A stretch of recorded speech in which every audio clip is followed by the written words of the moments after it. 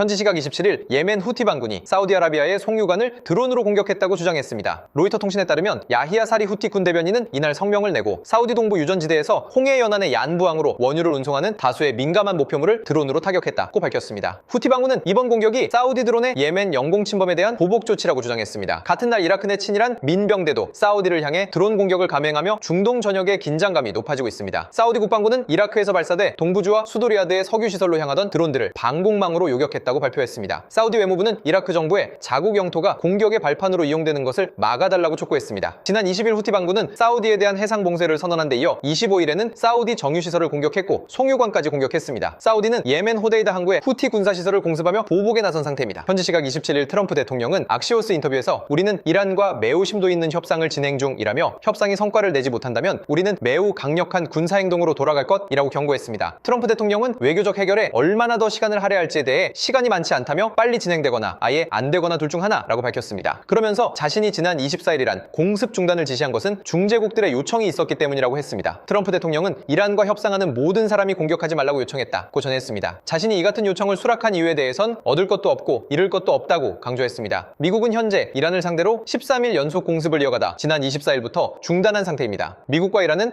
호르무즈 해협 재개방과 핵 협상 재개를 놓고 오만 등 중재국을 통해 협상을 이어가고 있습니다. 현지 시각 26일 로이터 통신에 따르면 이란은 미국이 공습을 중단한다면 자신들도 공격을 멈출 것이라고 이란의 한 고위 관리가 소식을 전해왔다고 밝혔습니다. 미군은 지난 11일부터 23일까지 13일 동안 이어온 이란 본토 타격을 24일부터 보류했습니다. 앞서 11일 미군은 이란군이 호르무즈 해협을 지나는 상선 공격을 재개하자 이란 군사시설과 핵심 인프라 시설들을 표적 삼아 대규모 공습에 나섰습니다. 댄 케인 미국 합동참모의장과 제이디 벤스 미국 부통령은 24일 백악관 안보회의에서 이란과 전면전에 들어갈 경우 발생할 위험성을 경고한 것으로 알려졌습니다. 케인 의장은 패트리어트 요격 미사일 등 방공망 자산이 급속히 고갈되고 있다며 아군 보호가 취약해질 수 있다고 지적했습니다. 브래드 쿠퍼 미국 중부사령관 역시 이미 설정한 주요 폭격 목표물 가운데 80%를 타격해 작전 효율성이 한계에 도달했다며 더 이상 공습은 무의미하다고 권고했습니다. 다만 트럼프 대통령은 합의하지 못할 경우 대규모 군사 행동을 재개하겠다고 시사해 무기 재고가 확보되면 멈췄던 공습이 재개될 수 있다는 분석도 나옵니다. 현지 시각 23일 월스트리트 저널에 따르면 미군이 최근 일주일 동안 미국 내 기지에 있던 특수작전 부대를 중동으로 이동시켰다고 보도했습니다. 중동 곳곳에 전투기 편대를 전진 배치하고 미국과 영국 기지의 장거리 폭격기도 작전 확대에 대비하고 있는 것으로 나타났습니다. 여기에 중동에서 전투 중 다친 미군이 주로 이송되는 독일 란트슈툴 지역 의료센터에는 최근 의료진 150명 이상이 추가로 도착한 것으로 전해졌습니다. 앞서 트럼프 대통령은 이란이 호르무즈 해협을 지나는 선박을 공격할 때마다 이란의 교량이나 발전소를 폭격하겠다고 경고했습니다. 이란이 핵농축용 원심분리기를 지하에 숨긴 것으로 추정되는 피객스산을 공격할 가능성도 거론되고 있습니다. 중동에는 이미 미군 수만 명이 주둔하고 있는 상태입니다. 현재 미 해군은 항공모함 전단 2개와 구축함 11척을 포함한 함정 17척, 해병대 원정대를 배치하고 있습니다. 현지 시각 23일 트럼프 대통령이 이란을 상대로 한 대규모 공격을 검토하고 있다고 밝혔습니다. 미군의 핵심 전력들이 중동으로 재집결한 가운데 장거리 전략 폭격기, B-1 폭격기까지 공습에 참여하며 이란에 대한 공세 수위가 더욱 커지고 있습니다. 특히 이란과의 전쟁이 재개된 이후 B-1이 투입된 건 이번이 처음입니다. 트럼프 대통령은 이날 악시오스와의 인터뷰에서 대규모 공격을 검토하고 있고 이전 어느 때보다 더 큰 공격이 될 것이라며 결정을 내리기 직전이고 우리는 모든 준비를 마쳤다고 강조했습니다. 악시오스는 12일째 이어지고 있는 이란에 대한 제한적 공습이 아닌 장대한 분노 작전보다 더 큰 규모의 이란과의 전면전을 준비한다는 의미라고 분석했습니다. 실제로 이란 주변으로 미군의 군사 자산들이 재집결하고 있습니다. 미국은 독일 슈팡달렌 기지의 F-16 전투기와 영국 레이커니스 기지의 F-35 전투기, 공중급유기 등을 중동에 배치한 것으로 알려졌습니다.